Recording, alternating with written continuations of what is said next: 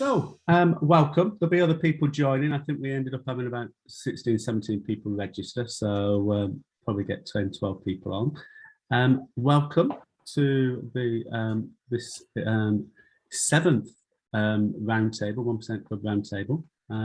Today we're going to talk about the 8 elements to set you up for true success in 2022. But for those that haven't been on these sessions before, my name's Tony Lockwood, 25 plus years in change and transformation. And when COVID hit last year, we'll have to go say 2 years in a couple of weeks' time, aren't we? When COVID hit in 2020, all the projects I was involved in came to an end, and I went about setting up the Transformation Leaders Hub, really to help those operating in project program change transformation come together, build the network, create friendships, build relationships, and hopefully open up opportunities for each other. And that's happened, which is really good. The community is growing, and which is again equally good. And we've got people now across the UK, New Zealand, Australia, America, across Europe, and as I say, it's growing by the day, which is really good. About 7 weeks ago, if this is number 7 weeks ago, we launched the 1% Club, which is a way of just sharing some tools, some techniques that have been proven to be successful, and really to share them with the intention of if they make sense to you, they might just give you that little bit of marginal gain that you need to achieve greater success moving forward. But I share the processes that I share a little bit about the technique or the guide or the process, and then we have an open discussion. And feedback from the previous ones is that it's the discussion that really is interesting, and a lot more illuminating when you start talking about real life examples of how people have adapted and utilised the technique in their own life. So. Any questions before we move into the presentation bit, shall we say, which is usually short, 10 minutes or so. But any questions before we move in? No. So let me share my screen.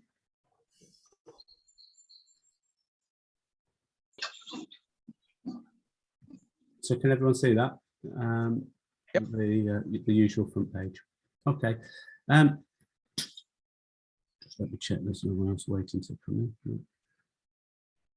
Okay, so from my perspective, true success comes from having a balance across core areas of your life, and you know that it's the 8 core areas that we're going to talk about today, really. And I think at this time of year, as we start to think about what we want from 2022. You know, in looking into the new year, I've always found that the exercise that we'll go through, or the technique that we'll go through today, has been really insightful in helping me to prioritise what I need to focus on in the following year. And so I thought it'd be something to share with you today.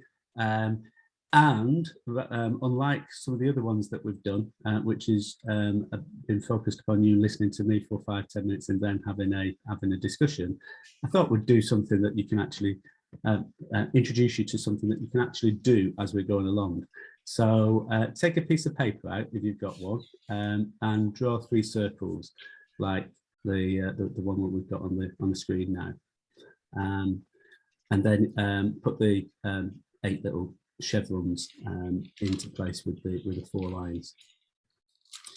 The reason why we're doing this, 8 areas, and ultimately, as we go through and I explain each of the areas, what I want you to do is give yourself a score from 1 to 10.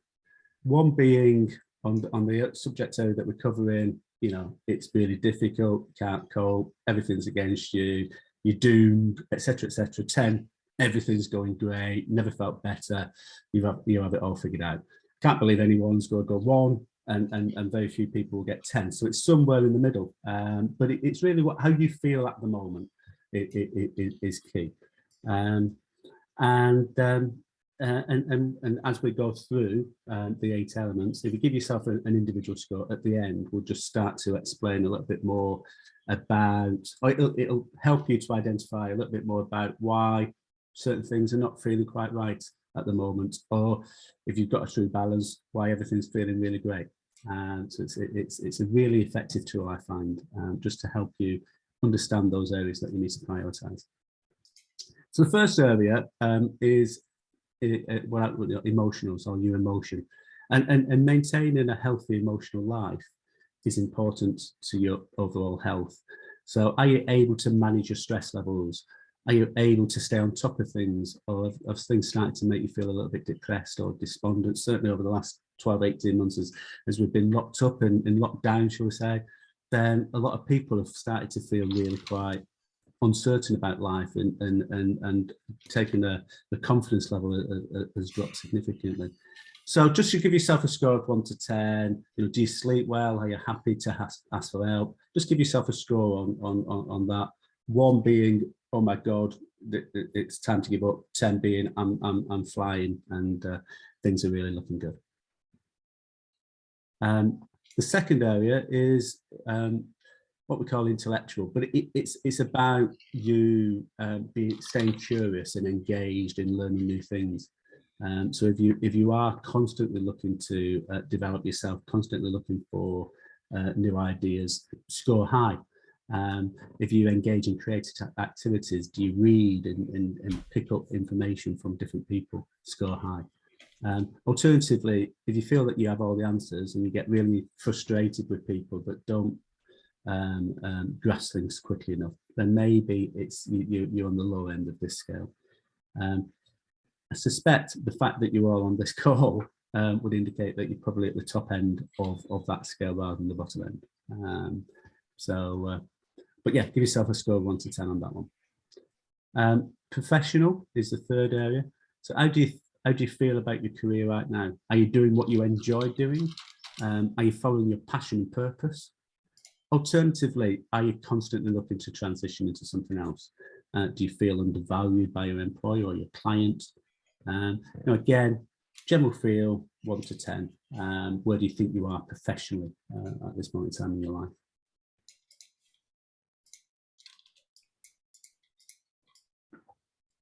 The fourth area is your physical life, your physical well-being. I suppose ultimately this is probably one of the most important things, because if you haven't got your physical well-being in place, then everything else becomes really difficult. So to try to identify where you are on that scale of 1 to 10, there, it's do you take enough exercise? Do you eat healthily? Do you have a balanced diet and get sufficient sleep?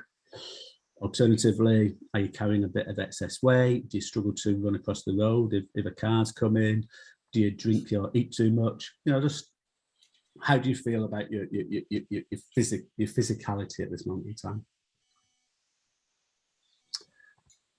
The fifth area is social. So do you have a strong network of friends and colleagues that you can turn to for support if needed?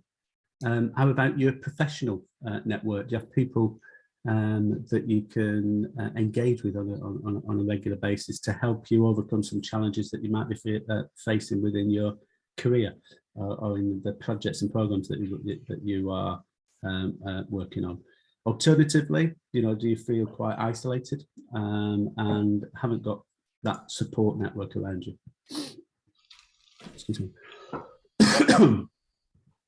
The sixth area, environmental, and really look at this from both a macro and at a micro level. So from a macro level, how concerned are you with the state of the world that we live in, and what's your views of how the future will play out? Obviously, a lot of that we can't control ourselves, but it can have a big impact upon the way we feel and the way that we react to situations. And on a micro level, what is the impact on your situation? And what can you do to support campaigns locally or get out there and do stuff? So for instance, one of my real sort of concerns and interest is to eradicate rough sleeping and homelessness. So, although in my little world, there's very little that I can physically do. But what I do is go out and support the charities, try to introduce people to different ways and try to come up with different solutions and utilize my network to try to help eradicate the rough sleeping in particular. The seventh area, financial. How are you financially? Are you living within your means or exceeding them? Do you have sufficient investments to deliver your short, medium and long-term plans, or at least have a plan in place to resolve any shortfalls? Alternatively, are you constantly stressing about your finances and wondering how you're going to pay the mortgage or rent next month? Again, scale of 1 to 10. And then the final area is spiritual. And this is really more focused upon your beliefs, your values and your ethics. And do you feel that you are living your life aligned to those core beliefs and values, or is the conflict occurring? So yeah, score yourself 1 to 10 on those. So hopefully you will have something now where you've got your scores, and might look something like this.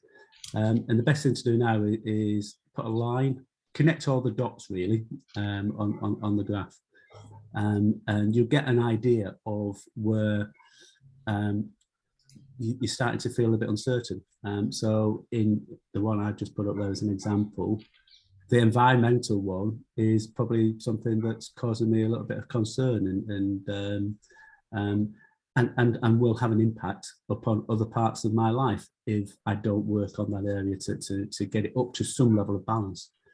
It's unlikely that we are all going to get every area of our life up to 10, and hopefully we're not in every area of our life at 1. But the key is to try, and the key to true success, I think, and the experience of lots of people, is to try to get a balance around that circle, so that everything is 7 or 8, or everything's 5 or 6, whatever it is, because we all have we all measure things in different ways.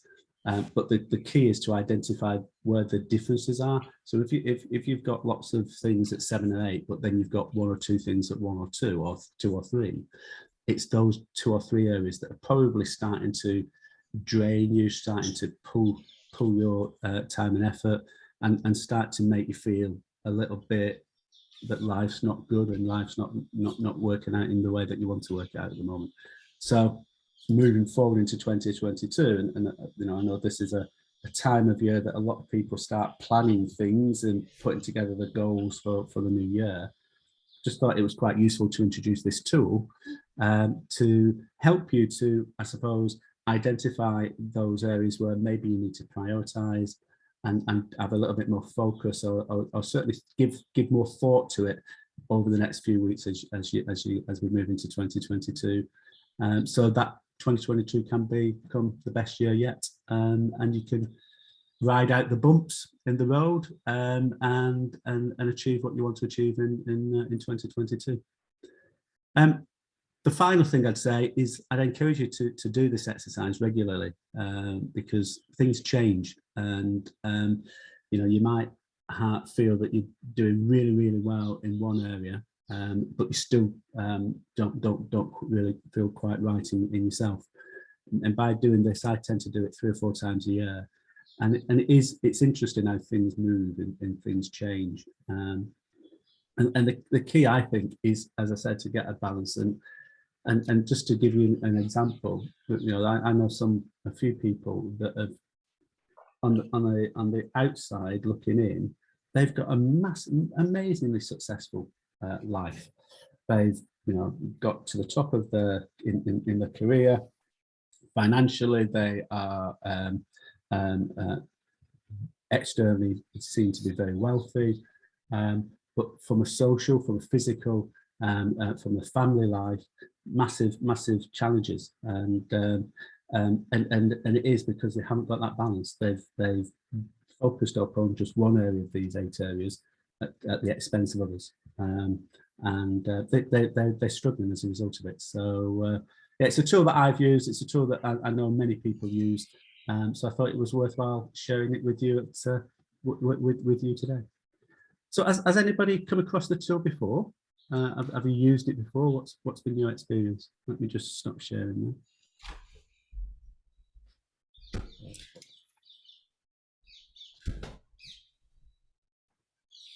Yeah, I've used something similar. There's a guy called Dan Martell who's on a growth program who does something similar, and it's really useful. The one that he adds in, actually, and I don't know if he might replace one of the other ones, but it also includes love, which is about your obviously your love life, your family, and your relationships as well. So that maybe is that social or is that emotional? Possibly. Yeah, it can be one in both, really. Absolutely. I have come across that.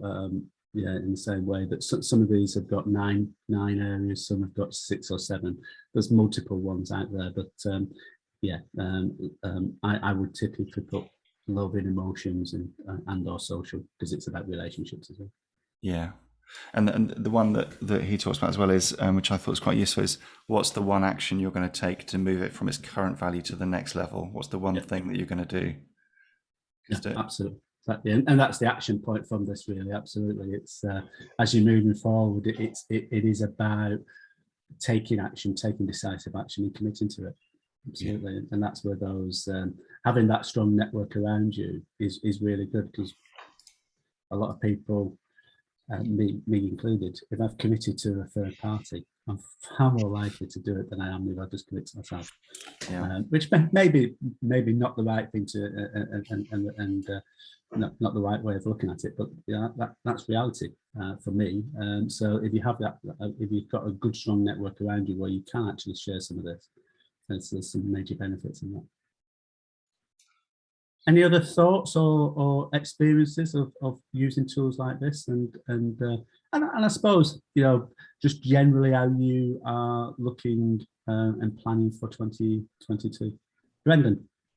Yeah, have you ever come across a guy called Amir Al-Dabah, who wrote a book about omnipreneurship, which uses very similar sort of technique as you've got, but there are 10 sections to it, and it's more about kind of life planning, so perhaps a longer term horizon, but very much the same indicators that you're using. But I did it a few years ago, and that kind of led me to think more about the philanthropic and the kind of the more spiritual, social, family, domestic, all of those different things.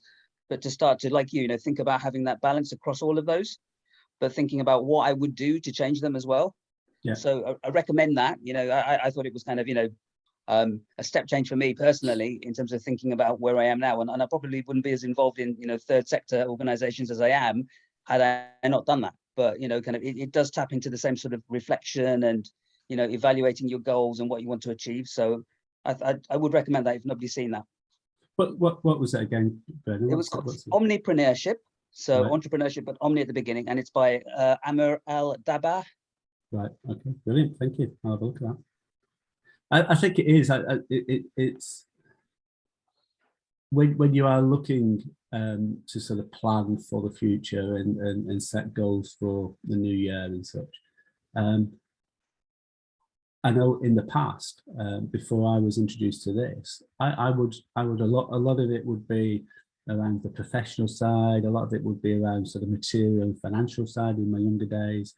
And you sort of pushing those 3 or 4 areas, and then suddenly step back 12 months down the line and say, "Wow, ticks all those boxes, but what's the point?" Because other things and this, when I came across this probably 20 years ago now, it was, as you said, it was so insightful and explained why sometimes actually you might be thinking that you're being really successful in just a couple of areas, which are the ones that you prioritize, but then it has a detrimental effect on the others. So as you're putting together your plans for 2022, or at any point, it's always worth, I think, just exploring what the unintended consequences could be of just driving a lot ahead with just one of these, as opposed to looking at the 8 or the 10 or whichever tool you use.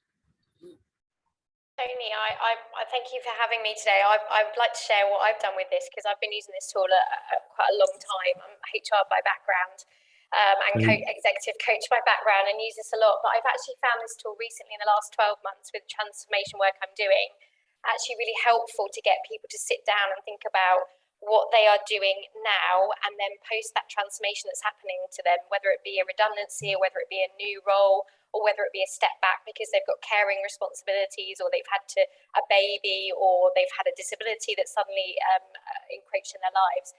We've actually used that as a tool to kind of do current state, future state, and actually map the kind of changes that are going to happen in the different quadrants. And I found that really helpful, especially in some of the transformations we've done over the last 2 years with COVID, because, you know, things have changed for people very dramatically. You know, things like, you know, people who are very driven and very, you know, very motivated by that financial kind of professional, you know, what do I look like on LinkedIn kind of, you know, that those kinds of preferences have really been offset by, now I'm spending time with my family, I don't want to go back to that, and what needs to be offset. So actually I find the tool can be really manipulated to fit the situation rather than static as a tool. And I've really played with it the last 12 months. And like I think one of the others was saying, you can change the different quadrants. And, you know, if you want to just really hone in on what are important to people, using of the 8, maybe 2 or 3 that are really important, and then exploring why the others aren't, and getting into a coaching conversation about how to fulfill your life in a different way. No, that's really good actually, and I think, like you say, it's these tools you can use them in so many different ways, and mapping, forecasting how, you know, if you do certain things, what's going to be the impact upon some of the others ahead of time, and being ready for that impact is always a good place to be, isn't it? And then as you say, stepping back 6 months down the line and saying, okay, just reality reflect what you thought it was going to do, and see what progress you've made is really insightful for lots of people. Clive. Hi folks, can you hear me? Yeah. No, amazingly poignant and timeful would be my perspective on it. I'm just coming to the end of a 2-year assignment at Christmas, and that was, thankfully, that was back to back with previous chunk of assignments. So I'm actually looking forward to taking a little bit of time down during January and to get a few things back in balance. And it was interesting. I scored my physical at 4 here, and only yesterday I was on my spin bike and Jim bits behind me thinking, right, I need to lose a little weight. So it's very poignant and very timely to think about, you know, and I've been focused on sort of rebuilding some finances. I had a few lean years, which I've successfully done. And now I think I need to try and find some balance to some of the other areas, and find a bit more time. And it's, you know, it's perhaps doing that charity work or finding the time to get involved in the Scout movement again, which is what I've done on and off over my time. So a really poignant, sort of thought-provoking tool. So very useful. Brilliant. Cheers, man. I think it is interesting, isn't it? From, you know, we all tend to work in project program change, and you move from project to project, and certainly if you are in the freelance or consultancy side, it can be feast and famine.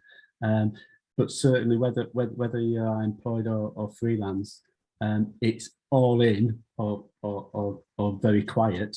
And actually, you know, that lifestyle that we all lead can play around with these scores a lot, can influence these scores a lot. And as you say, as you're coming to the end of a program, just stepping back and saying, okay, where do I need to put more focus in the short term to get more balance? It's an ideal tool for that. Absolutely. Tony, interesting. I mean, you've got some things in here that are slightly different, but I can't remember the guy's name. But there's a professor from Liverpool who focuses on mental health, and he gives sort of 5 things that he reckons can help you with your mental health. And the first one he says is network. He says people who have a good network are much more likely to have the support they need And then the other things, being active, and I don't mean physically active, I mean doing things, you know, sort of is really important. Exercise then is also important as well. Learning, you know, sort of stimulating yourself, which is kind of your intellectual one, and then contributing. That you know, those are the 5 things that he identified as being important for well-being. The only thing I'd add to that, though, is that sadly I had a bereavement 13 years ago, and as a result, sort of read about it.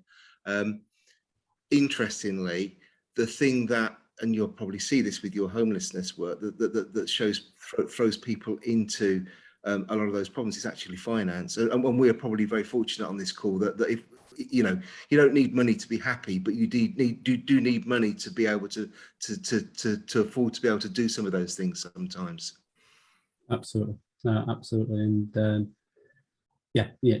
I think it's I can't remember who it was, but years ago I came. There was a term where money doesn't buy you happiness. Oh, I can't remember, what was it? Something like, but it's essential to have just to live a life. Folks, it was a little bit. It's a lot cleaner than that. It was that you need it. Because you need to buy groceries, etc., etc. But it doesn't actually bring you happiness if you just chase it constantly. Absolutely. Any other thoughts or experiences that you'd like to share with on this tool or other tools that you use? This is the last roundtable of the year, so. I'm going to spend some time planning my 2022. So if you've got anything to share that's worked really well for you in the past, then you know, I'll lap it up, and because I'm certainly that sort of intellectual. I'm constantly looking for new things. I'm not saying I'm an intellectual, by the way. I'm just saying I tend to just go high in that area because I'm constantly looking for new things to absorb. Really. So any ideas or any recommendations would be great for you to see. I definitely recommend a book called Think Again by Adam Grant. I read that over the summer, and that book changed my life. So I'll share that gem with you guys. I particularly like, he's an organizational psychologist. He's on LinkedIn as well. But I particularly liked the approach he has around all of this stuff. He pulls all these tools into his book, and it talks about the different roles we play in work, the different roles we play within change management. And particularly understanding which role you're playing at which time. And it just really helps you kind of be really mindful about what you're doing and the impacts that you're having, and really being very conscious of your behaviour. So yeah, that's one I'll throw out there. It changed my life over the summer, so it's a really good read. Think Again by Adam Grant, Grant, yeah, Think Again. Brilliant, thank you. Tony, hi, this is Harshad here. Can you hear me? Yes, can, yeah. I found this really interesting, and I found all the other comments about other things that we can put around this circle very interesting. The struggle I have most of the time is execution. So, you know, how do I keep myself motivated to do some of these things? So, I mean, things like exercise and the work and, you know, some of those things you can fit into the day. And say, you know, in the morning I wake up, I do my exercise and I have a goal for that. Then I go to work and I've got some goals for that and I come home. The rest of it kind of gets left out. And if I have this and I make the map, so to speak, and I put some goals in there, I find I'm talking to myself, if you see what I mean. So how do you, any experiences on how you get yourself motivated, how you move forward on this, maybe as a group or anything else? Well, certainly from my perspective, we did a session, I can't remember, it's 2 or 3, a few weeks ago, and it was about how to avoid procrastination and how to achieve more things. And one of the things we covered there was about time blocking. So being clear about what you want to do and why you want to do it, and then putting that in your diary and blocking out times, but don't sort of block out full days, but block out hours. And I use a term, hour of power. So I every day I have an hour of power, and some days I need to focus upon doing some marketing. Some days it's about self-worth and getting out for a walk, but I just time block it in my diary. And very, it needs to be, absolutely critical and absolutely urgent to break that time block. So you've always got that option, but try to be quite strict on when you release that time. So at least by doing that, at least you've got, I only do it on Mondays to Fridays, but at least I know I've got 5 hours every week to focus upon the things that are important to me. Because all too often you end up, and I think Leanne mentioned something there, you end up getting pulled into different directions at the behest of other people. And I use the analogy a lot. When you're on a plane, if you think about the announcement up front about safety, one of the key messages is look after yourself before you try to look after your child. Get the mask on, and your natural inclination is to go and put the mask on your child, but actually it doesn't make sense. You've got to look after yourself first before you can look after others. And I think it's a mantra that it's not selfish, but it's a mantra that says, actually, yeah, I need to have, these are the things that I'm going to prioritize in my life, and I'm going to block out time to allow me to do that. So that's a tool that I've used, certainly. What about other people? So other ways of achieving what you've set out to achieve? I think there's just a related idea. It is the same. There's an idea, again, as Dan Martell, is called the perfect week, which is, again, about design your perfect week based around what it is that you want to achieve. So if you think about your own personal KPIs, think about somebody managing you within business, they would keep you to your KPIs and your performance metrics, but put your own in with a time frame and then design your perfect week or perfect month around the achievement of those goals. And ideally have a coach or somebody else that can keep you against those as well. Because I think to Tony's point, and I completely agree with it, it's pretty difficult when you do a personal review at the end of the week and you go, well, did you achieve it this week? So if you could find somebody, maybe a coach, you could actually go to places like Upwork and places like that, and you can actually find personal coaches really easily and just work with them on a scorecard that will keep you honest against your own scorecard. And if you haven't got a coach, I would recommend that just to keep you honest and keep you on track. And I'd sort of talk about accountability coaches or accountability in general. And you can actually have a formal relationship on a one-to-one basis with a coach to do that.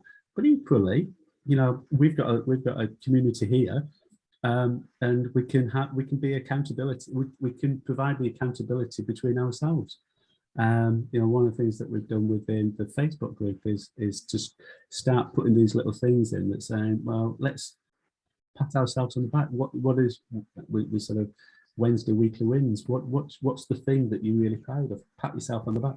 We can do something else, which is what are you committing to this week, and we can be accountable to each other. You don't need it can be informal as well as formal, I suppose. What I'm saying. Chris, you had your hand up as well. Yeah, I did. Thanks. Thanks for that. A lot of things that have been said today kind of resonated heavily. I've made the errors of youth where you work all hours and you work weekends and you give. But in that period, I remember still that there were people who had kids and just got up and left, men and women, but got up at a certain time, have to pick up the kids at school, or people who played squash or had football or something, but they had something immovable. And there was, from the senior management, it was respected. Okay, that's when they have to go on a Thursday. Yeah. And I had no immovables. And I was the one giving. I was the one saying, okay. And it's because I didn't limit myself. Yeah. So I think Chris was talking, and I think it was Chris, sorry. One of you were talking about being in lean years and then working very hard for 2 years and then thinking you're trying to change your habits now. That's what I've been doing, swinging from one to the other. And that's not what you're talking about. You're talking about balance. And so it's really, I think, is putting limits on well, understanding that routine and your limits on your time will be respected, but you have to respect them first. And then prioritizing your other activities in life. So collecting your child is a priority because they'll be standing at the bus stop at 6 a.m. or 6 p.m. or whatever. But the other things, prioritize your health, prioritize your mental health, prioritize, you know, whichever it is in these areas. So I think when you limit your working hours, it becomes like the film In Pursuit of Happiness. You become focused and very effective on the hours that you work.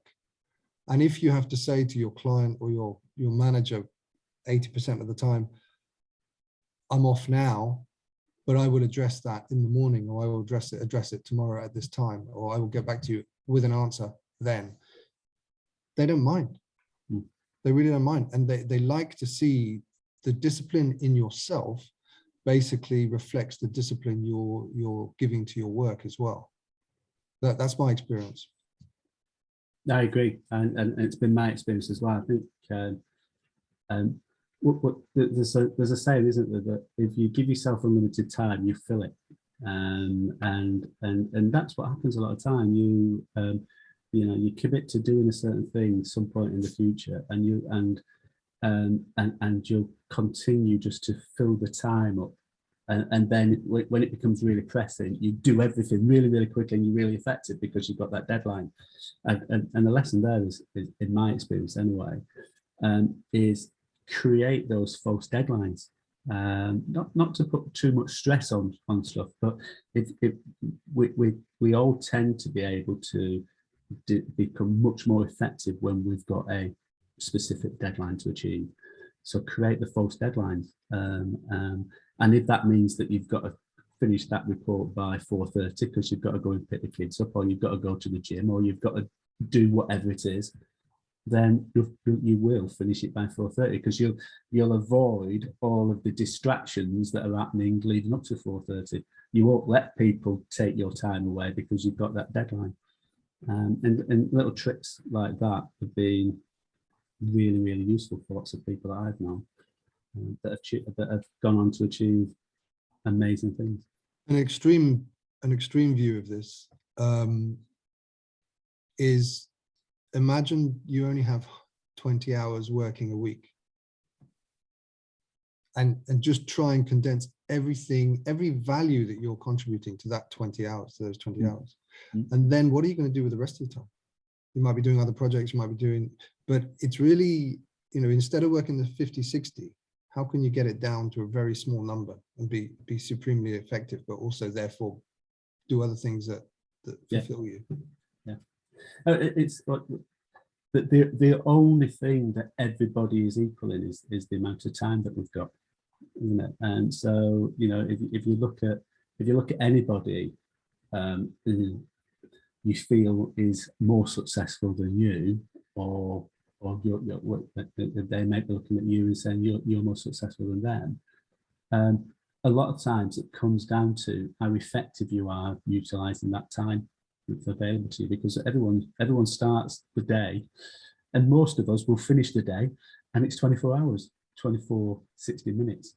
And it's what we achieve in those 24 hours that determines what our ultimate outcomes are going to be. One last comment is your financial bit. I think when you're younger, you're really focused on income. One really focuses on I must earn, what's my salary, and you know, that's your worth. But as you get older, it's and this is why I talk about the 20 hours. Maybe your 20 hours is on income as a client or employer, but other 20 hours could be on managing your private investments, or managing your houses, or your products that you're developing, or whatever it is, or writing a book or whatever. It doesn't mean you're going to be lazy and not active. It means you're, and looking at your finances, look at automatic income rather than just salary income. Agree. Kim?